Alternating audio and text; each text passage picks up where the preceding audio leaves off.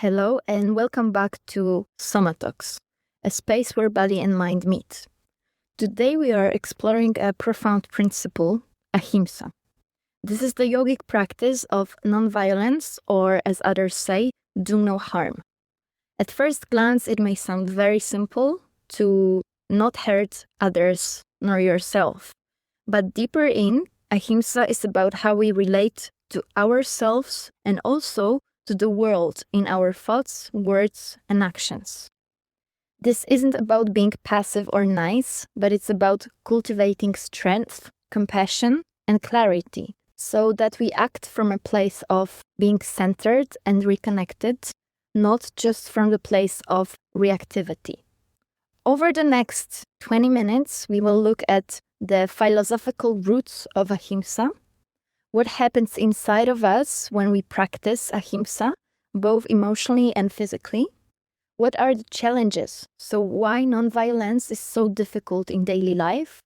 And we will explore some tools and practices to live Ahimsa more fully. At the end, we will finish with a gentle body-based reflection to embody Ahimsa, so to embody non-harming practices. Let's begin with philosophy. So the first question is, what are the roots and the meaning of Ahimsa? Obviously, Ahimsa comes from Sanskrit, because A means not. Himsa means injury or harm.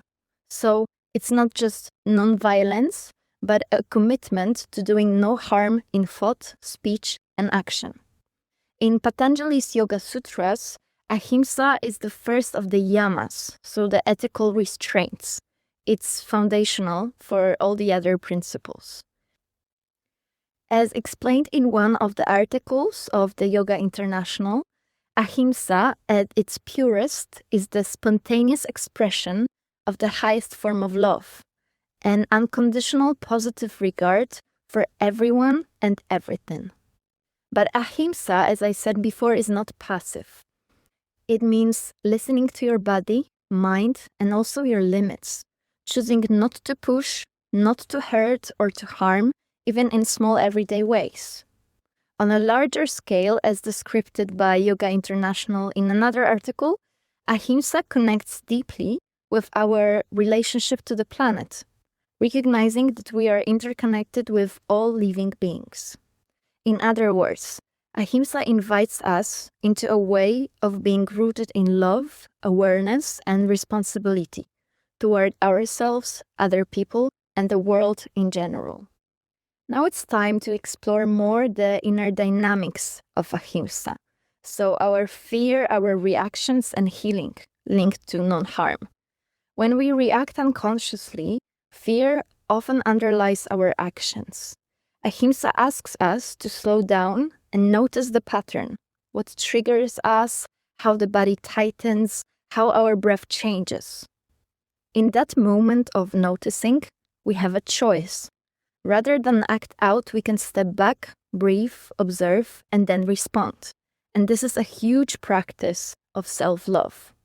This doesn't mean suppressing needs or denying emotions as anger. In fact, practicing Ahimsa means honoring your own boundaries. Saying no, being firm, or speaking up gently is a part of non-violence.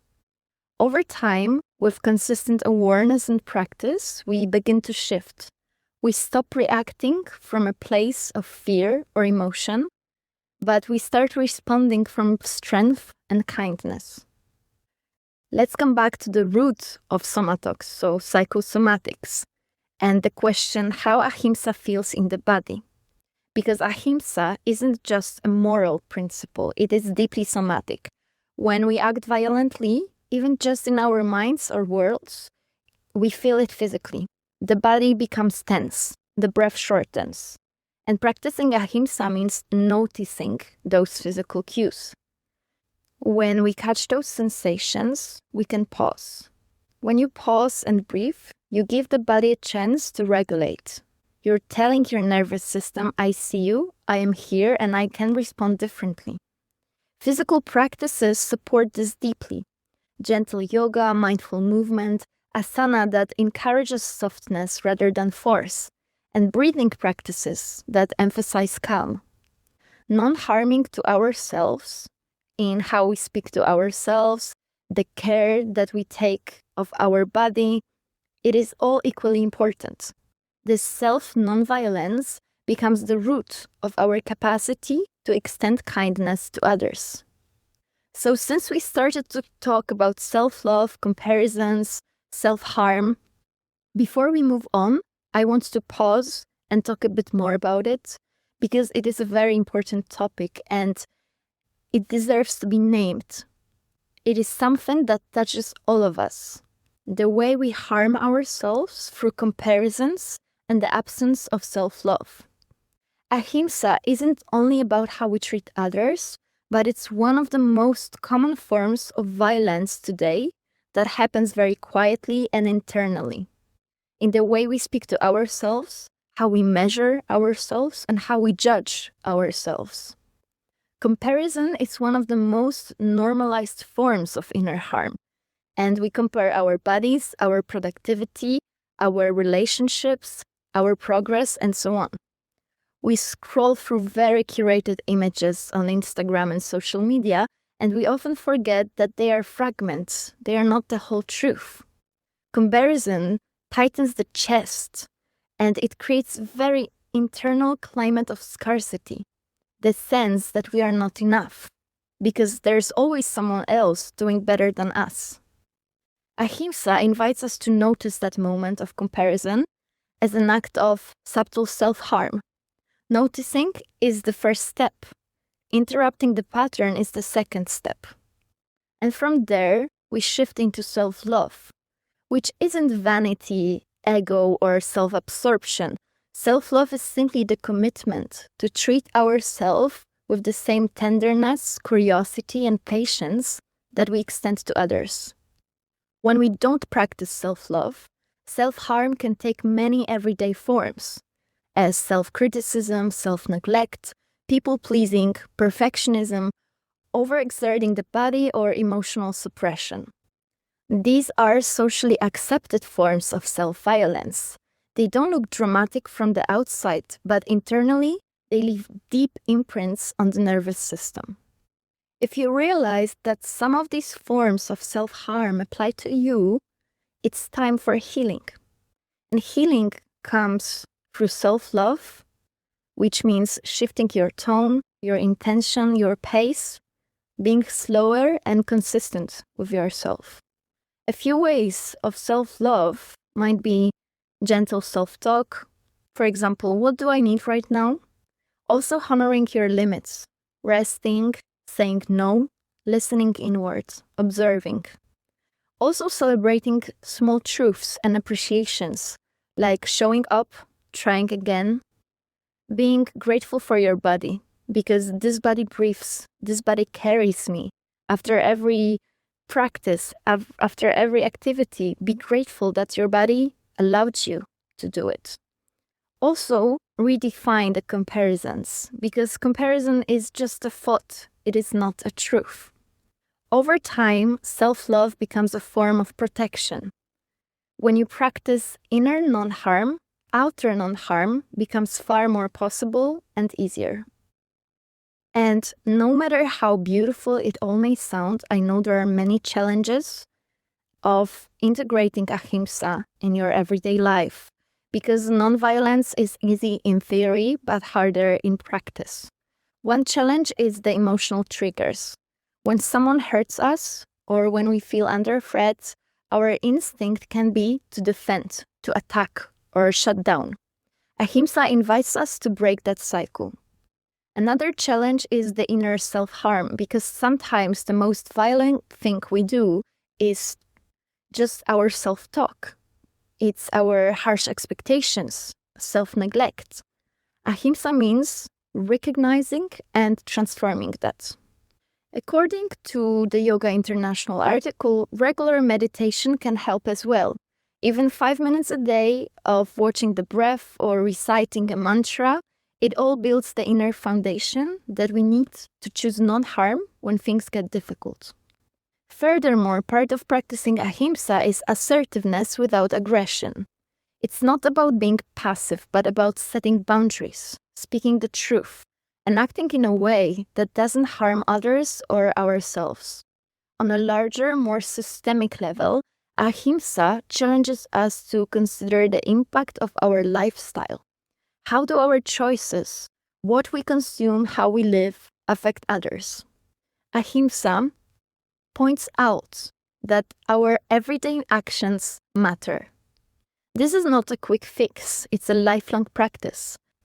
What really matters is the intention to learn, to soften, to love yourself, and to respond from a more integrated place. Let me offer you anchoring practice linked to Ahimsa. So this is a body-based technique, a gentle embodiment to bring Ahimsa into your physical and energetic field. Basically, find a comfortable seat or lie down and close your eyes if that feels safe. Bring attention to your breath. Notice how you breathe naturally for a few moments. Scan the body for tension. Start from your feet. Slowly move your awareness upwards to your thighs, pelvis, abdomen, spine, shoulders, neck, and face. Notice where there is tightness, discomfort, or hardness. Connect with your intention of non-harm. As you inhale, silently repeat to yourself, "May I do no harm." As you exhale, "May I be gentle." Soften all the parts of your body where you find tension. Wherever you feel tightness, breathe into that area. Imagine your breath is softening, melting those tensions, allowing ease. Now extend this feeling to the edges of your body. When you feel a sense of release or openness, imagine that kindness extending beyond you, into your relationships, your community, your planet. Close with gratitude. Take 3 deep breaths, and on your final exhale, silently offer gratitude for your capacity to notice, to choose, and to practice Ahimsa. Take a moment here in silence. Remember that you can always come back to this exercise or modify it up to your needs and repeat it whenever you want. It was just a short exercise offered to you to show you that you can actually practice Ahimsa also in a more meditative state. Although it's not passive, it's still transforming your thoughts and your mindset. But as you come out of that pause, notice how you feel, physically, mentally, emotionally. Did something shift? Or did any tension soften? Did any awareness arise? Maybe about your habitual reactions or a part of yourself that longs to be a bit more gentle. Here are a few reflections that you might carry with you after we finish this episode. For example, where in my life do I most need to practice non-harm? Toward myself, for example. Maybe toward others. Maybe in my consumption or daily choices. The second question is, what is one small way I could pause before reacting? Maybe in conversations, in my job, with my family. Where could I choose a more mindful response? And lastly, you can ask yourself, how might a regular, even 5-minute daily meditation or mantra practice, or maybe breathing exercises, how could it support me in living more from Ahimsa? Maybe you will come up with your own ritual, with your own meditation. Maybe you will find your own space to meditate and see how it integrates you with the principle of Ahimsa. And let me say that again, Ahimsa is not about perfection. It's about progress, presence, and compassion. Real nonviolence arises not from denial, but from deep listening to our own hearts and to the world around us.